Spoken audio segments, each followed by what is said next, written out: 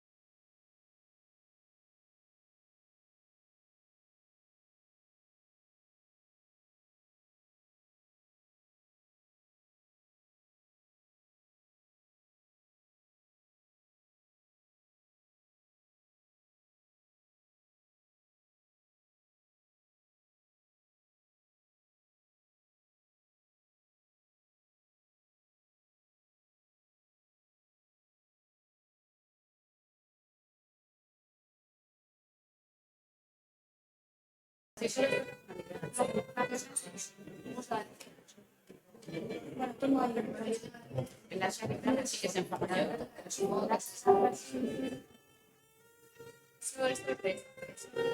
Que tengo todo vamos.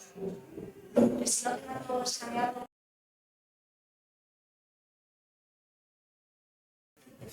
Ah, vale, perfecto. Cuando ya estén caminando, ¿vale? Pero cuando ya estén caminando. Eso es porque si es antes nos queda cortado. Ya cuando ya estén caminando.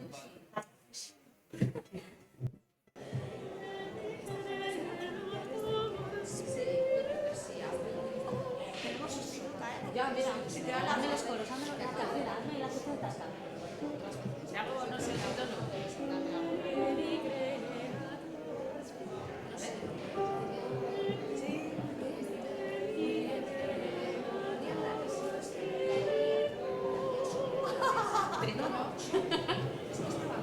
Y ya no puedo seguir más.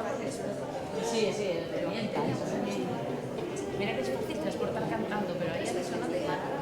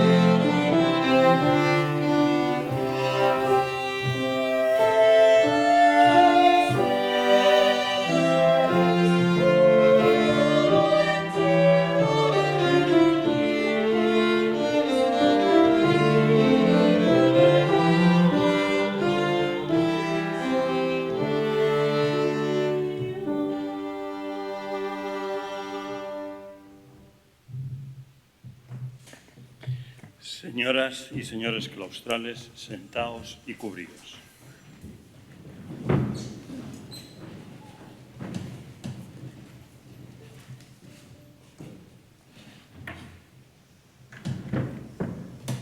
Tiene la palabra la profesora doctora doña Carmen Losa, vicesecretaria general de la Universidad Internacional Menéndez Pelayo, para dar lectura al acuerdo de Consejo de Gobierno por el que se acuerda el nombramiento de don Mircea Cartarescu como doctor honoris causa por esta universidad. Con la venia, señor rector. El Consejo de Gobierno de la Universidad Internacional Menéndez Pelayo, en su sesión ordinaria de 3 de marzo de 2022, acuerda por unanimidad conceder el grado de doctor honoris causa en Letras y Humanidades a don Mircea Castaescu, en consideración a su lucida y personalísima obra literaria, tanto poética como narrativa, en la que a través de un lenguaje deslumbrante, su imaginación sin límites y su erudición logra transformar la realidad en ficción, creando un universo propio al que invita a viajar a sus lectores. La madrina se servirá a acompañar a presencia de todos los claustrales aquí reunidos al excelentísimo señor don Mircea Cartarescu.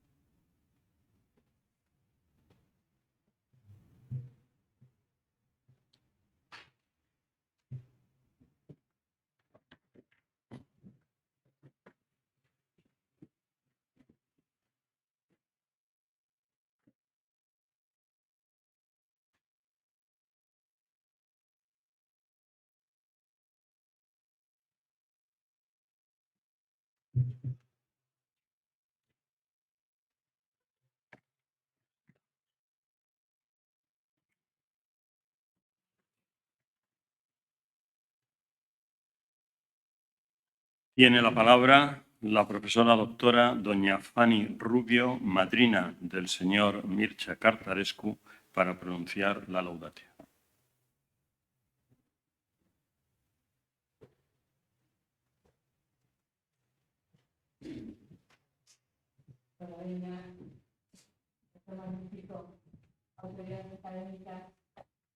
Autoridades, colegas, señoras y señores.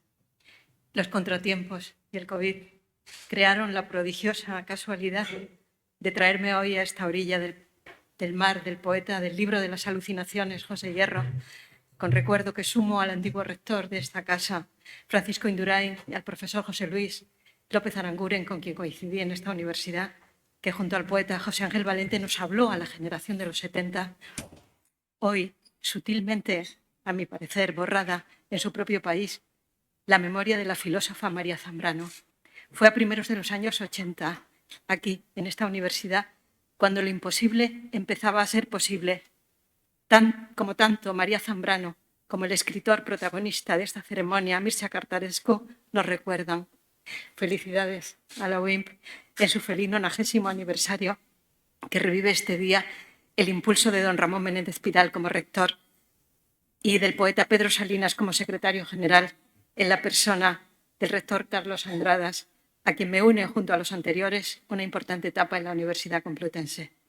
Amadrinar al gran escritor, crítico y docente rumano, europeo, Mircea Cartarescu, es un placer rebosante de complicidad y admiración, porque Europa tiene la forma de mí, dice, cerebro, con lo que eso significa culturalmente. A nuestro docente y escritor, una dictadura salvaje robó la juventud, como a muchos de nosotros en la España del último franquismo. Ciertamente una dictadura menos cruel que al principio, que se rendía, pero con grandes dosis de violencia igualmente. Y tanto en una como en otra, pese a la violencia o la censura, crecieron a la vez los poetas que nunca se rindieron, deseos irreprimidos e irreprimibles de libertad, sin límites. Soy consciente de ejercer de madrina compartida, y eso me aligera la tarea ingente y frustrante de resumir en 3 minutos esta impactante obra de un autor y profesor que maneja una biblioteca infinita de ciencia, historia, astronomía, urbanismo, religiones. Aparte de su primera madrina, retratada con ternura y humor por Mircea Cartarescu, él cuenta con madrinas y padrinos simbólicos en todo el mundo, tanto editores en España, Enrique Redel, de Impedimenta, o puros escritores de traducción, en primer lugar Marián Ochoa Derive, o un maestro que unió Latinoamérica y Europa como el inolvidable Ernesto Sábato, que revivo en las páginas de Cartarescu en el informe sobre ciegos del maestro argentino junto a otras visiones infernales de sobrehéroes y tumbas, aparte homenajes y guiños a multitud de escritores amados. Es un honor acompañar en esta ceremonia honoris causa a un escritor resistente a mano, cuaderno tras cuaderno, que logra crear luces cegadoras sobre el radiador del bloque gris de pisos bucarestino en su habitación mágica de adolescente, mientras mira los rincones de la ciudad triste, bella y misteriosa que sueña echado en el somier a la espera del resplandor o de la pesadilla de cada página, sorteando las telarañas y los furores de la existencia humana, y nos regala en vertical, del suelo al cielo, sorpresas intermitentes y recompensas imaginarias. Reticente a la propaganda del comercio de la literatura de consumo que compara con la venta de frigoríficos, no cree en el beneficio inmediato de productos fungibles y banales extraídos de un parque temático presente en nuestro tiempo, sugiriendo para la sociedad otras formas de protección a través del conocimiento y la cultura, con la sana intención de que la vida no se degrade más. Suficiente alegato como para agradecerle y necesitarlo entre nosotros. Como el personaje apócrifo de Antonio Machado, Abel Martín, el sujeto poético narrador de Cartarescu vela mientras el mundo duerme. En su memoria, Catulo, Dostoyevsky, Cervantes, Proust, la física cuántica, las religiones, la religión alternativa, la poética surrealista, la psicología abisal y el sentido de libertad de la generación perdida norteamericana. Y es que, antes que narrador, ha sido filólogo, docente, poeta. Ha ejercido de académico doctor de la Facultad de Letras de la Universidad de Bucarest en la triple práctica de la filología, la investigación y la traducción, alimentos decisivos para el poeta. En 1980 presentó su tesis de licenciatura sobre el imaginario poético de la lírica eminesciana y en 1999 obtuvo su doctorado en literatura rumana con una tesis acerca del posmodernismo rumano. Desde el último decenio del siglo pasado, ha visitado universidades como investigador y escritor en foros internacionales que lo veneran ampliamente, como en otro tiempo se acostumbraba a venerar en el ámbito hispanoamericano y europeo a Gabriel García Márquez o a Carlos Fuentes. Pero en el principio y en la base de todo fue el poema. El periodo de formación universitaria y de inicio creativo de Cartarescu coincide con la dictadura de hierro de Ceausescu, cuando Mircea despertó como poeta libertario de sesgo post-vanguardista del cenáculo del lunes, de la mano del crítico profesor Nicolae Manulescu, con escapadas metafóricas cuando traduce poemas cantados por iconos de los 70. La presencia del hombre en la luna y los ecos utópicos del movimiento estudiantil de mayo de 1968, bajo los acordes de las guitarras de John Lennon, Joan Baez y Bob Dylan, George Brassens, Leonard Cohen, a quienes traduce precisamente Cartarescu, los poemas de Ferlinghetti leídos en las manifestaciones estudiantiles, el libro Aullido de Allen Ginsberg, etc., dejan marcas en su poesía que se editó en España en selección del autor en 2021 como Poesía Esencial. De entre sus primeros poemas, el libro Faros, Escaparates, Fotografías de 1980 fue premiado como mejor autor novel por la Unión de Escritores de Rumanía. Como generación de los Blue Jeans, vive a su manera en los últimos años de la dictadura de Ceausescu, ya comentados como un estallido de libertad en los textos. Compatriota de Tristan Tzara o de Ionesco, Cartarescu también quiere cambiar el mundo con poemas como La caída, un primer texto profesional dantesco en que sonda las honduras infernales y pone las antenas en el ascenso en el límite de la locura y de la trascendencia, con ecos de Poeta en Nueva York de Federico García Lorca.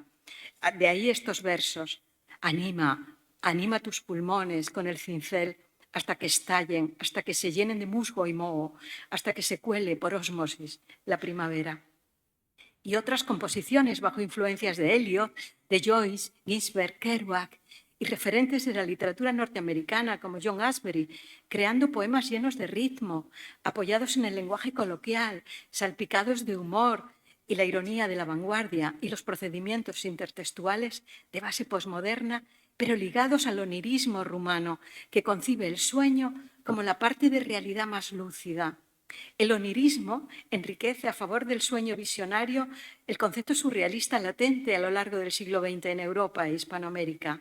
El extensísimo poema epopeya El Levante, en 1990, premio de la Unión de Escritores Rumanos, surgió en sus años de profesor de instituto, cuando el país fuera, dice, saqueado y las poblaciones se convirtieran en ruinas y entre estas cimas proliferaran las serpientes. Un tour de force experimental que domina los recursos del historiador y recompone el territorio para el lector rumano que vive en la miseria, pero contempla el nacimiento de una flor sobre el óxido del país en vísperas de la caída del dictador. A diferencia del caso español, en la Rumanía de los años 70 subsistieron poetas marginales de espíritu libertario y anticonvencional, y su influencia, sumada al fondo local original de la corriente onirista, pasó de una generación a otra, impregnando la novela, recordándonos hoy lo que en España todavía tenemos pendiente de rescate para el lector que ejerce de rehén de la comunicación de masas. Tal vez por la frescura de esa recuperación en la escritura narrativa de Cartarescu, por lo que el escritor rumano despierta en nuestro país especial adhesión y en Hispanoamérica verdadero entusiasmo. De su onirismo surge el sorprendente telar de la memoria, anclado en un somier de sueños, al que recurre el narrador en cada página con un ritmo poético mantenido en la traducción de Ochoa Derive, que no solo diagnostica y conmueve, sino que libera nuestro frágil y presente, creando infinitas posibilidades interpretativas que al mismo tiempo son salidas vitales, no escapadas, ante complejas situaciones de lo vivido. En el libro El ojo castaño de nuestro amor, 1989, Mircea Cartarescu ofrece una lectura autobiográfica y metaliteraria enmarcada en la ciudadela de la literatura, donde aparecen los modelos de escritores identificables, el ingeniero, el constructor, el escritor de lo inefable o el escritor superior, que mira la literatura como su religión. Así Cartarescu. El pasado se reconstruye reinventado por el narrador desde su nacimiento y luego como párvulo entre dos mundos familiares, más adelante como estudiante solitario de instituto o de la universidad, que le da la oportunidad de alimentar su conciencia con las preguntas de la modernidad y posmodernidad. Vive un presente de indagación en la ciudad de la belleza triste. Relata Cartarescu cómo a la edad de 5 años, en la pintoresca barriada donde vivían en Bucarest, los niños pasaban por la ceremonia del corte de mechón y entrega de regalos al niño en su bautizo. Recuerda que agarró con fuerza el lapicero del padrino, que era carpintero, y no quiso elegir nada más. Era un lápiz con el mismo cuerpo del lapicero en que Ovidio, hace 2000 años, escribiera La lengua de la infelicidad en su exilio por destierro de Augusto en los confines del imperio, antes de fallecer en Temis, hoy Constanta, Rumanía, en el año 43 a.C. Cartarescu meditará muchos años después acerca de la función del poeta, con su alegato: ¿quién pagará por todos los poetas del mundo exiliados? Y la respuesta conmovedora: los imperios se han hundido, pero Ovidio vive. Escribe en El ojo castaño de nuestro amor. La sustancia del exilio interior, densa la soledad del instituto, dice, le pesa todo el tiempo de evocación. Y en ese vértigo le alumbra la escritura, citada, según él, como una araña que tuviera una única víctima en la red, a ella misma, con otra edad, el chaval delgado, obsesionado por la literatura, de ojos morados, que es el personaje central y el espíritu vivo, dice, de cada uno de mis libros. A veces pienso que la propia literatura es un sueño gigante y que, como dijo Valéry, todas las obras de todos los tiempos son solo un inmenso poema, brotado de la mente de un solo poeta que sueña. A partir de 1993, el primer volumen de prosas, Nostalgia, premio de la Academia Rumana, escrito 4 años antes con el título de Bisul, El sueño, ya libre de censura, reúne 5 historias destacadas donde aparecen aspectos que más adelante Cartarescu recreará en sus novelas largas. La fortuna con la ruleta rusa, los poderes mágicos o la ira de los jóvenes, los amores por un estudiante de instituto, las obsesiones de la sociedad de consumo, etc.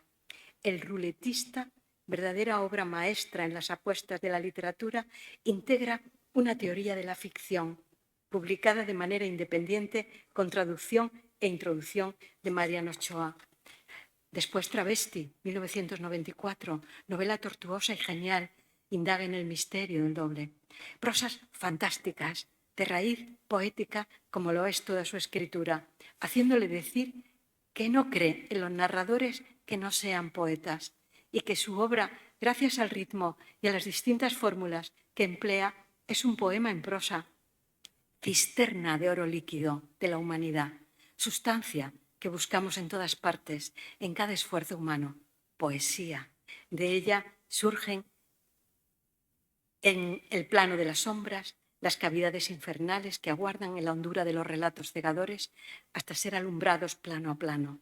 Cartarescu levanta un templo de palabras al hacer compatibles los ángeles malos y los demonios benévolos a partir de los frescos medievales rumanos y los sueños que encierran la verdad. Acompaña el proceso la negación reactiva.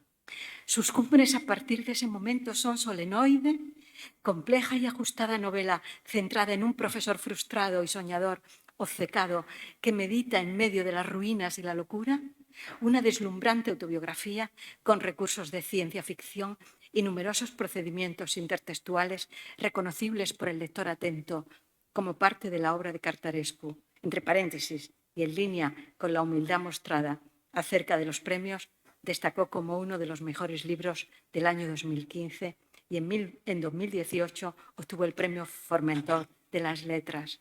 La cumbre más esperada, la trilogía Cegador, Orbitor, 1996-2007, con el tomo primero, El ala izquierda, 2018, y el segundo, El cuerpo, obras verdaderamente maestras, 2020, premios Bonrecciori, Thomas Mann, Las bellas extranjeras, premio Euskadi de plata de narrativa en 2013. Un antihéroe solitario levanta, entre otras visiones sorprendentes, soberbias mariposas con las alas en llamas y una gran mariposa sobre el Danubio, imagen hipnótica de la existencia, con cientos de miles de alas de mariposas de colores haciendo el paraíso sobre el cielo de Bucarest.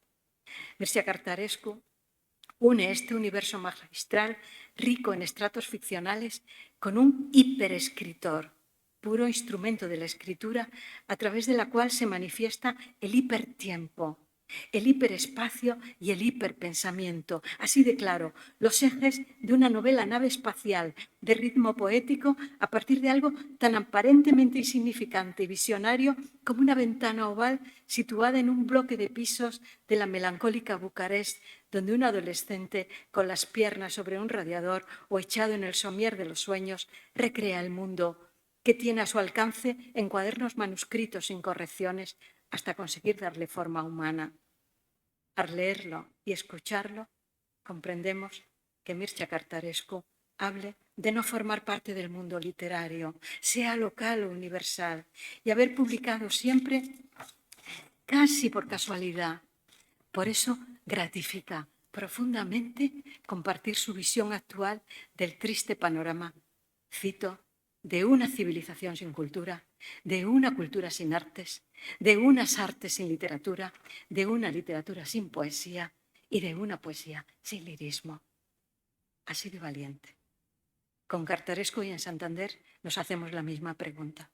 ¿Hasta cuándo se paseará en Europa como trofeo ante sociedades desorientadas e irritadas la cultura del entretenimiento ignorante, mientras poderes diversos interfieren en vidas y en obras con precio en la solapa? Nos responde Mircea Cartarescu en la página 57 de la edición separada del Ruletista. Y dice, pero hay un lugar en el mundo donde lo imposible es posible. Se trata de la ficción, es decir, de la literatura. Allí las leyes del cálculo de probabilidades pueden ser infringidas. Allí puede aparecer el hombre más poderoso que el azar. Más poderosa que el azar. Así su obra podría ser nuestra expresión final acerca de esta obra, como lo es La mariposa portentosa que da acceso a la estancia prohibida, como un vendaval de diamantes sobre el cieno de Bucarest, capaz de transmutar en belleza las heridas infligidas y celebrarlas con goce estético. Providencial autor, suspendido entre dos mundos, pese a la irrealidad del mundo tecnológico que entona 500 noes mayúsculos en el libro Nostalgia, página 343-344, y que incluye 10 páginas de socorro con mayúscula a partir de la página 667 en solenoide, que recuperan al poeta experimental, recordándonos que la literatura, cito Cartarescu, es un órgano vital y colectivo, cito, un estremecimiento del corazón ante la ruina de todas las cosas, pues levanta una novela cráneo junto a cientos de cráneos soñadores en el proceso de lectura. En esta ceremonia, honoris causa del profesor poeta Mircea Cartarescu, me sumo entusiasta a la propuesta, querido rector y equipo de gobierno, de esta imprescindible UIMP, junto al mar del poeta José Hierro, que fue honoris causa también de esta universidad en 1991. Muchas gracias.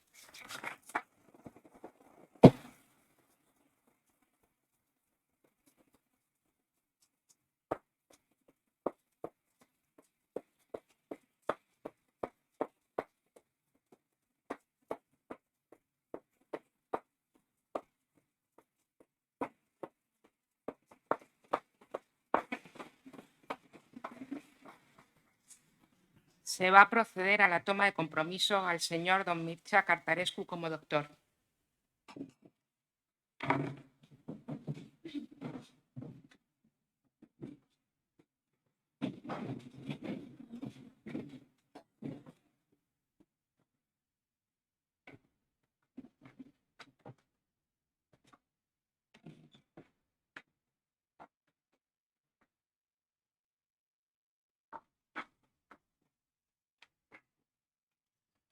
Acercaos para manifestar con la más plena conciencia el compromiso que os voy a tomar en nombre de la Universidad Internacional Menéndez Pelayo. Os comprometéis solemnemente por vuestra conciencia y honor a defender y respetar todos los derechos, privilegios y honores de la Universidad Internacional Menéndez Pelayo, así como favorecerla y ayudarla cuantas veces se os lo demande. Sí. Se va a proceder a la solemne colación del título doctor honoris causa al señor don Mircea Cartarescu. La Universidad Internacional Menéndez Pelayo, a propuesta de su Consejo de Gobierno y en reconocimiento de vuestros relevantes méritos, os ha nombrado doctor honoris causa, como testimonio de esa dignidad y en virtud de la autoridad que como rector me está conferida, os entrego el título doctoral.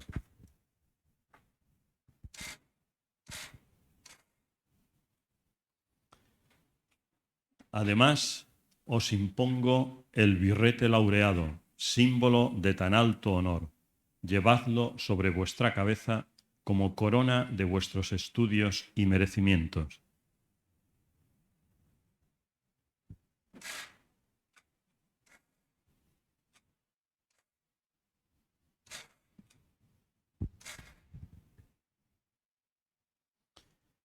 Recibid ahora los restantes atributos de este nombramiento y distinción, a saber, el libro de la ciencia, que es preciso cultivéis y difundáis y que os ha de servir como aviso de que, por grandes que vuestros talentos sean, siempre deberéis manifestar reverencia, respeto y consideración a quienes fueron vuestros maestros.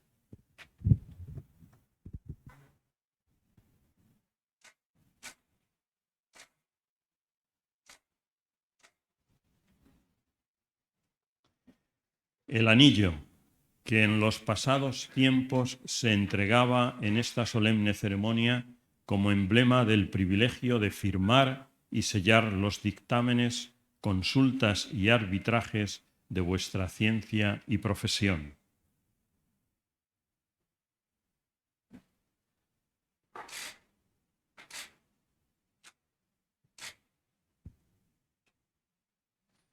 Los guantes blancos, símbolo de la pureza que deben conservar vuestras manos y signo de vuestra dignidad.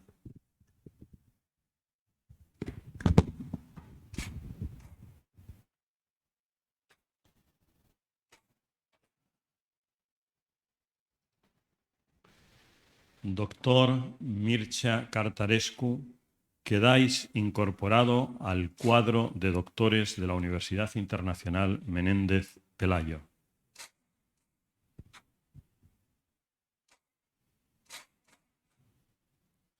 Porque os habéis incorporado a esta universidad, recibid ahora, en nombre del claustro, el abrazo de fraternidad de los que se honran y congratulan en ser vuestros hermanos y compañeros.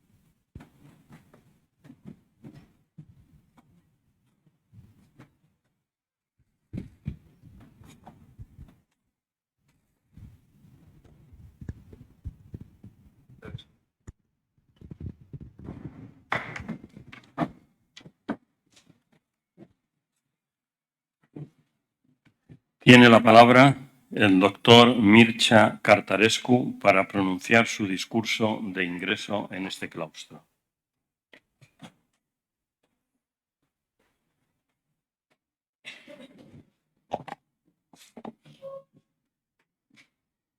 Dear Mr. Rector, dear Pro-Rectors, dear colleagues, dear friends, this is one of my most beautiful days in my life because now I have received an unexpected and undeserved honor of being made Doctor Honoris Causa of this famous university, Universidad Internacional Menéndez Pelayo in Santander, which I knew from its prestige. I heard of it 10 years ago, maybe, but today, in the few days that I had the opportunity to be among you, I could understand and admire its philosophy, its people, its staff, its leadership, its program, and I found them amazing. I just love the atmosphere in this university. I love what you're doing. I think you are doing a very noble thing by helping the people develop themselves, grow, and become real cultivated people, real conscious people, wonderful people. I want to express my gratitude for being chosen to become one of the prestigious Doctor Honoris Causa of this university, and to tell a few things about myself, about what I followed during my life, and what my aims were in my life. First, I want to tell you that I consider myself a very, very lucky man, a happy man, because I did in my life exactly what I wanted to do. I wanted to be a teacher.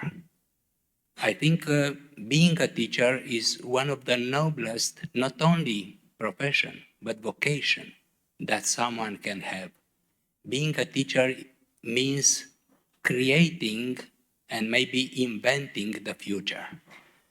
Being a teacher means helping people to become themselves.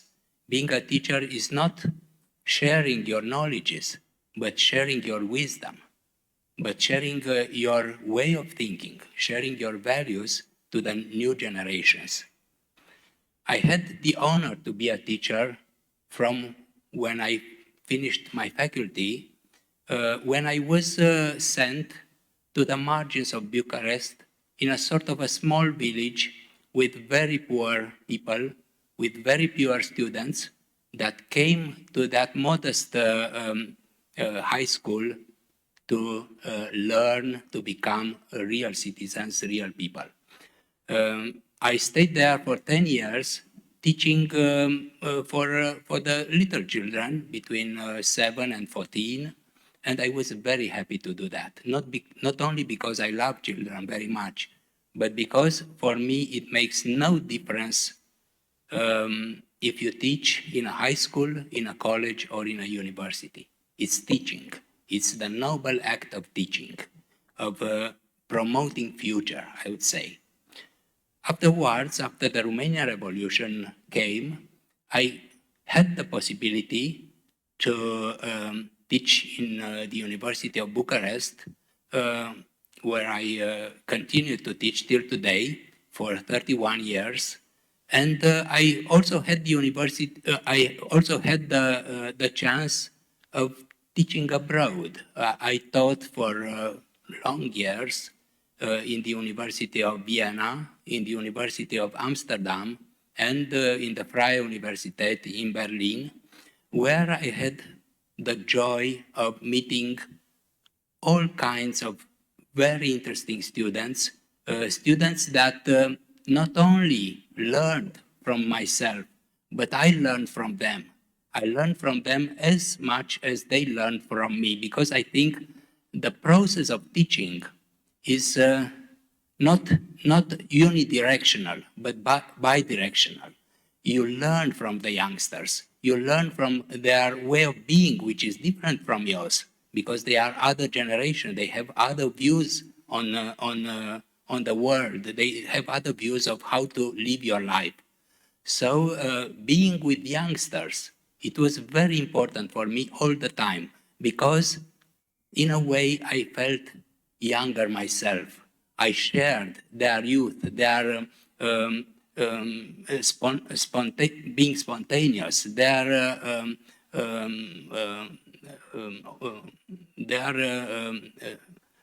wishing for success in life, for succeeding, and for reaching their goals.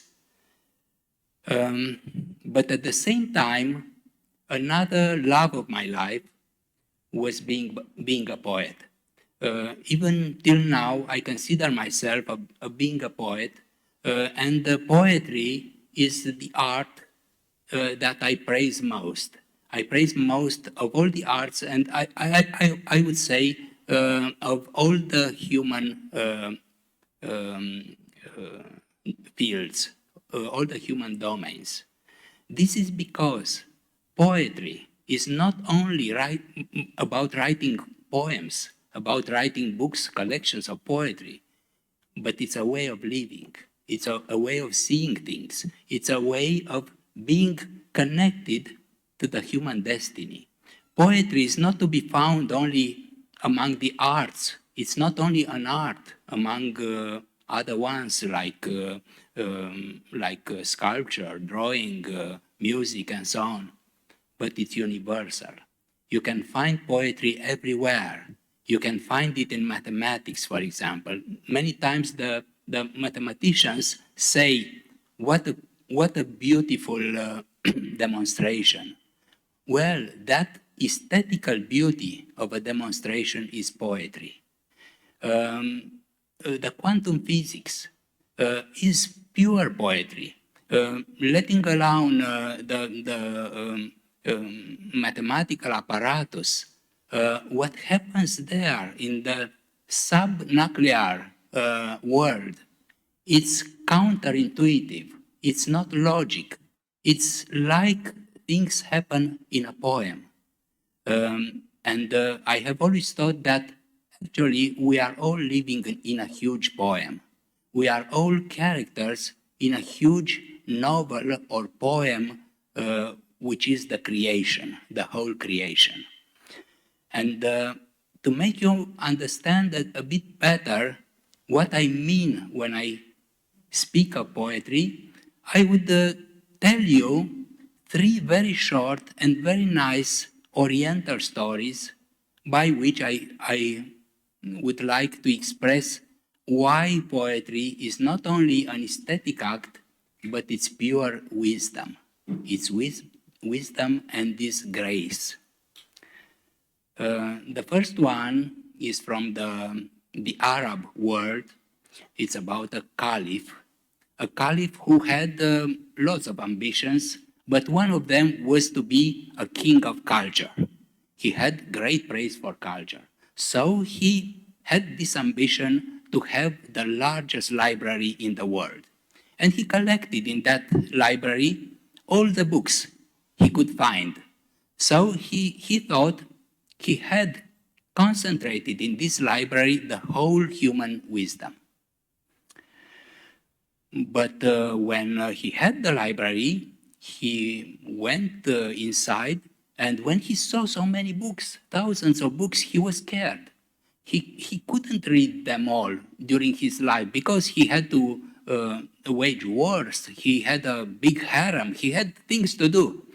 So he asked the wise people who created this huge library to concentrate all this wisdom in all the books in only one book, which could be a sort of an index of all the other ones, and to have what the people from the old times till then thought about life, what is life. And the wise people, the scholars, gathered, and in a year they tried to concentrate everything in a book. But when he was presented with this book, the caliph was also annoyed. The war was outside his boundaries. He had no time to read even that book. And he said, could you concentrate everything in only one page? For it will be easier for me to read it, and I will have the whole human wisdom in one page. And they did it in a few months. And they came with that page. And the caliph, who was involved in all kinds of things, just looked a bit on the page, and maybe he hadn't the glasses with him. So he said, well, it's too much text, like we are doing now when seeing a big text on the Facebook. It's too much. We cannot read even one page. So he says, well, if you love me, please concentrate everything in this page in only 3 words that should contain all our view upon life, all our values. And his wise man, had a lot of trouble to do that, but finally they presented him the 3 words. These 3 words were born, unhappy, dead. It's very Oriental, It's like the Zen Buddhism and so on. So it's a philosophy of unhappiness, a very pessimistic philosophy. But how many times each of us didn't think like that? But because he went on this way, the caliph asked them again, well, even 3 words is too much. 1 word. Concentrate all the human destiny in only 1 word. Maybe all of you think of some word. I would have chosen the word love, for example, but not these wise people. They were cleverer than I am. So they presented the caliph only 1 word, which has inside all the human destiny. The word was maybe. Because this word concentrates the only thing that ensures our survival on this earth, hope. Hope is what makes us go ahead, what makes us continue living day by day. If we hadn't hope, if everything was nailed once for all time, maybe we couldn't resist the difficulties of life, because life is hard, life is tough for most of us, but we have hope. Tomorrow may be better. What is the moral of this story? Poetry is hope. Poetry is a part of the universal hope, because poetry is always optimistic. It's always oriented not towards the murderous past that we all know, and even the murderous present, if we consider the war in Ukraine. But it's pointed towards future. It's pointed towards what we think will follow in a good way, in a most hopeful way. So poetry helps us survive. In his discourse, when he received the Nobel Prize, Faulkner said, "Literature helps man to endure." Poetry is the same. Poetry is the toughest part, the hardest part of literature, because it helps man, helps the human being to endure. The second one is from the Zen Buddhism, because I talked about it, and it's a parable that shows that a poet, an artist, a writer, a physicist, a philosopher, or a theologist should never be very complicated, very complex. The best ones are simple, and the laws of the universe are simple. The simplest law that we know, the energies, the mass, and so on, Einstein's formula, is the simplest one, not the most complex one, but it has a high semantic halo around it. It is said that a would-be monk, a very young apprentice, goes to his guru, an old monk, and tells him he wants to get into the monastery. And that old monk takes him and puts him in front of a mountain and asks him, "What do you see?" And the apprentice says, "I see a mountain." "You are not perfect," says the guru, and puts the young priest to carry water, to cut wood for 5 years. After 5 years, he again calls him and puts him in front of the same mountain and says, "What do you see now?" "Well, I see something very different than a mountain, an immense chimera that I cannot describe. There are no words to describe it." And the monk says, "You are not perfect yet." The apprentice carry water, cut wood for other 5 years, and then the monk calls him in front of the same mountain and says, "What do you see now?" And the apprentice says, "I see a mountain. Now you are perfect," says the old monk. My question is the same mountain at the beginning and at the end? Did the apprentice see, as a young man, the same mountain that he saw after a huge experience that he gathered in the monastery? Yes and no. It's the same mountain and not the same mountain, because what matters is not an object, but a process. What really matters is the process that that young man followed from one object to no object to an object again.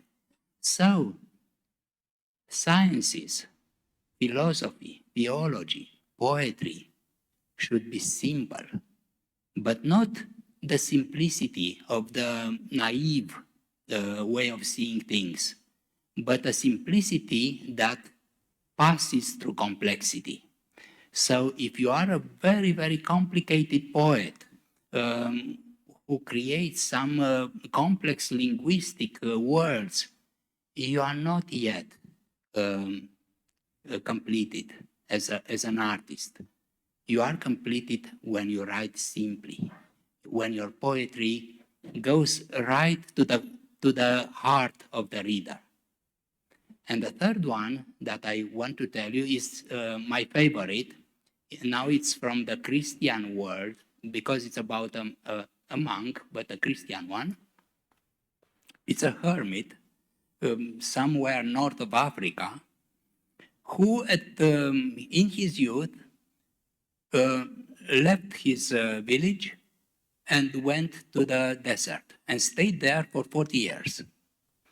And suddenly, after 40 years, he returned in his village. And the villagers were amazed because this priest had become a legend. He had become a saint. Everybody was praising him, a person who had the courage to sacrifice his life, to go to the desert and get the wisdom, the divine wisdom there. So when he returned and he was in his hut, the wise people in that village came to him and asked him to get out of his hut. And they asked him, they said, we admire and love you a lot. We praise you, we worship you. But please tell us, did you find out in the 40 years that went on while you stayed in the desert, did you find out what is life? And the priest said, yes, I found out the life is a fountain. And then he goes back to his hut. The people remained puzzled, started to talk to each other, had a council, and they talked and talked for a month. And then they went again to the priest and called him out of his hut, his cabin. And they said, we worship you, we love you, you are a saint, you sacrificed yourself, you led all your life in the desert. But please forgive us. We discussed and we got to the conclusion that life cannot be a fountain. And the hermit looked at them, smiled, and said, then it's not a fountain, and went back to his hut. It's a wonderful story because it shows what wisdom is. Wisdom is not about theories, about ways of talking about the most important things in our lives. Wisdom is actually open-mindedness. To be open-minded means to be wise, to accept the other's point of view, to think in a relativistic way, to consider that you are a poor person. You cannot have the universal truth. The people who have the universal truth and who think they know what is life, what is how you should live your life, are the extremists. Are the extremists that are everywhere around us, and they are very opinionated. They are very against all the others who do not think like them, and so on. Poetry is the most undecided thing in the world. Poetry is not an object gathered like the matter that gathers around under the gravity. Poetry is diffuse. Poetry is everywhere. It's like the air we breathe. We are not aware of the fact that we live in an ocean of air, but without it we could not resist, we could not live.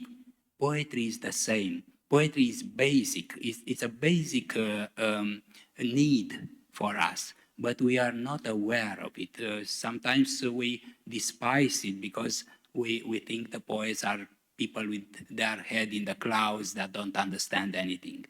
It's on the contrary. Only the poets understand that life is flowing. Life is a process. Life is something that we should enjoy like we enjoy the water of a river or when we swim in the ocean. We never swim in the same water. This is the spirit of poetry, which is the spirit of wisdom, the spirit of science, the spirit of philosophy, the spirit of all the religions.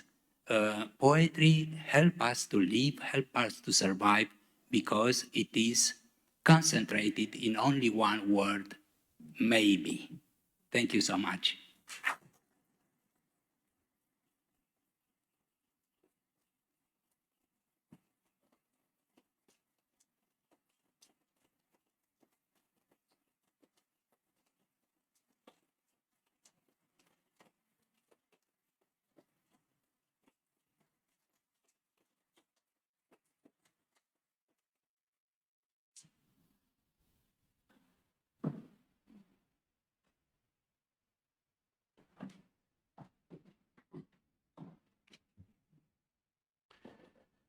Magnífico rector, director general de universidades, autoridades, vicerrectoras, vicerrectores, amigos, profesor Cartarescu, profesora Fanny Rubio.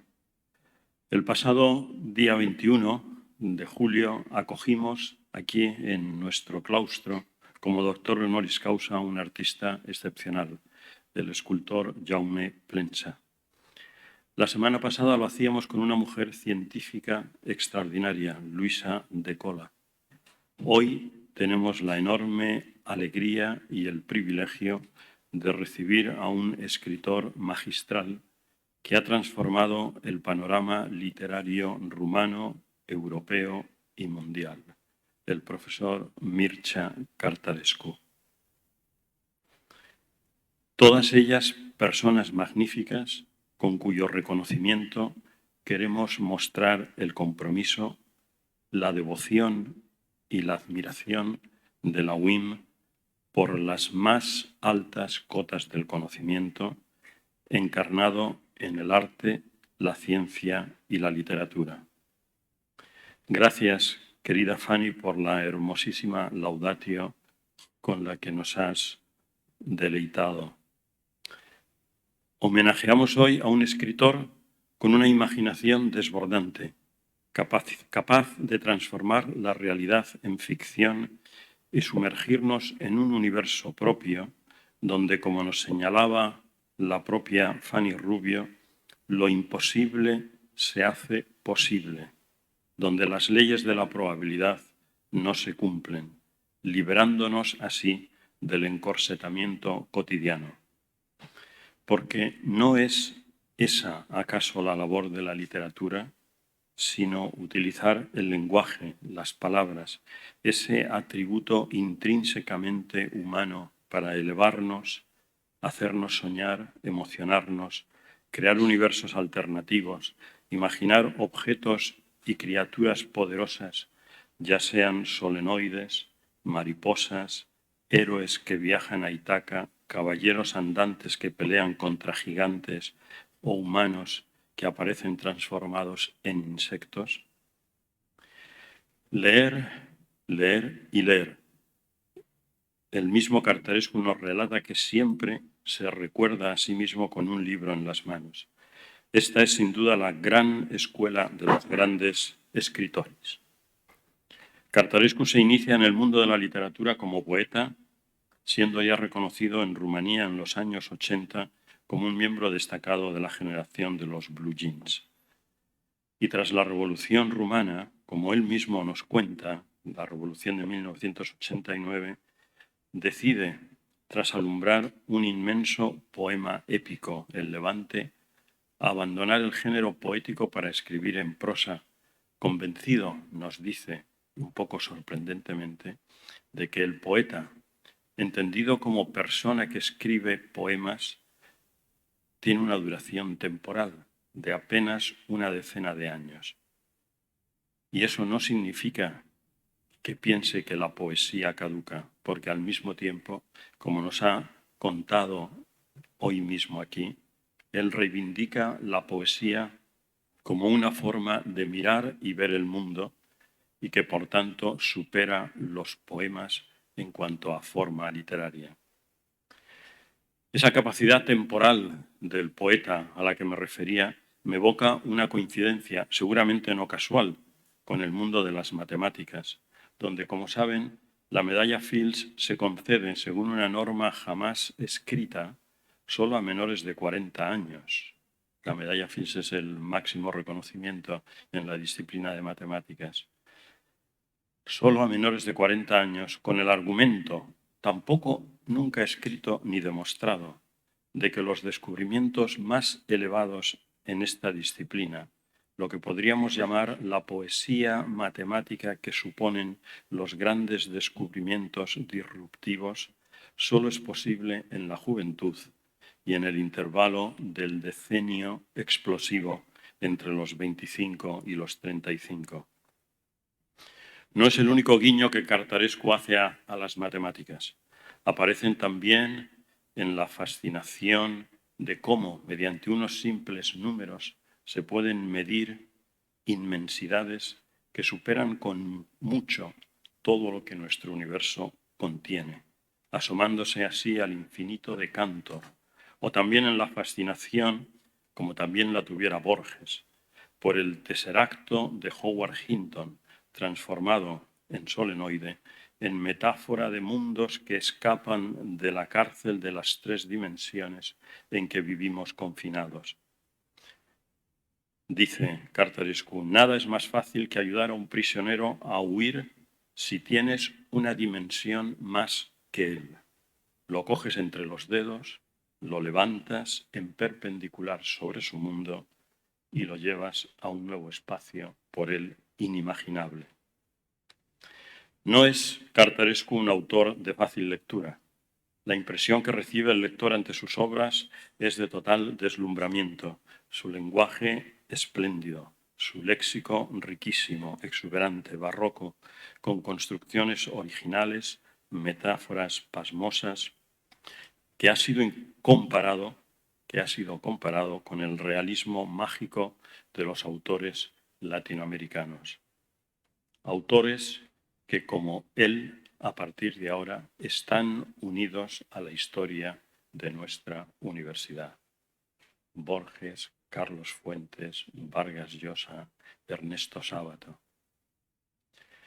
No importa si la descripción que hace corresponde a escenarios muy pobres, austeros, poco atractivos, consigue, con su fantasía, su imaginación, su ironía, su sentido del humor, una descripción de su vida y del mundo circundante convertida en un material literario fabuloso y de una belleza increíble. Mircea Cartarescu se nos revela también como un autor con valores. Lo ha mencionado él mismo aquí. Con una ternura y un amor por la infancia, ese tiempo feliz de juegos y sueños, de libertad de pensamiento y acción, de invención y fantasía sin límites, al que evoca reiteradamente en sus escritos, y también por la figura proveedora de los bienes y afectos de esa etapa feliz, la madre, hacia la que destila un amor sin límites. Y finalmente, Cartarescu es también un escritor comprometido con su tiempo, con la lucha por abrir, durante la dictadura, por espacios de libertad en la época de la censura, comprometido con la defensa de los más vulnerables y con la igualdad de género, y todo ello utilizando la palabra, la literatura, como instrumento revolucionario. Estimado profesor Cartarescu, es para nosotros un motivo de profunda alegría incorporarle hoy a nuestro claustro. Gracias por enriquecernos con su sabiduría, por inspirarnos con su creatividad desmesurada, por mostrarnos con su obra cómo es posible transformar un mundo, a veces nada hermoso, en una bellísima apoteosis literaria. Gracias por defender, por recordarnos la auténtica literatura, por compartir tus valores, por compartir tu sabiduría y tu esperanza con nosotros. Muchas gracias.